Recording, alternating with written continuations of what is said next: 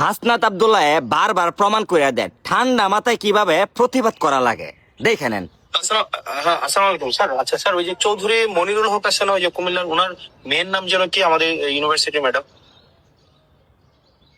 হ্যাঁ, সাইমা চৌধুরী না? ও স্যার, ওনার নাম্বারটা একটু কাইন্ডলি আমাকে দেবেন। জি স্যার, জি স্যার, জি স্যার। ওই আমাদের এলাকায় একটা অবৈধ ব্রিক ফিল চালায়, পরে হচ্ছে ওনার রেফারেন্স দিচ্ছে যে ওনার বাবা নাকি ব্রিক ফিলের মালিক বা শেয়ার আছে।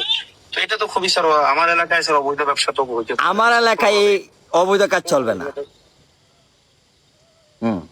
সাব্বাস বাবা। এখন স্যার যেই হোক না কেন, উনি যেই হোক না কেন স্যার, এখানে নিয়মের বাইরে কোনো কোনো মানে কোনো স্পেস নাই স্যার। কোনো স্পেস নাই, যেই হোক না কি লিগা। একটু দিবেন sir please. G G sir, G sir, সালাম আলাইকুম। সালাম আলাইকুম। ওয়ালাইকুম আসসালাম ওয়া রাহমাতুল্লাহি ওয়া বারাকাতু। একজনের রেফারেন্সে আরেকজনে অবৈধ কাজ কাম চালা, মানে নিয়মের বাইরে কেউ যেতে পারবো না, কারোর জন্য কোনো রকম স্পেস নাই। কেউ আয় ঢুকে দেবো গা, এন্ট্রি করবো না। নিয়ম মাফিক তাকো, নিয়ম মাফিক কাজ করো।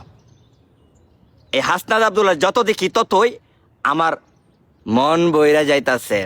আমি পরাণ বরে তোমায় দেখব, দিলের স্বাদ মিশায়া তোমায় দেখব, একটু দাঁড়াও দাঁড়াও ইয়া হাসনাত।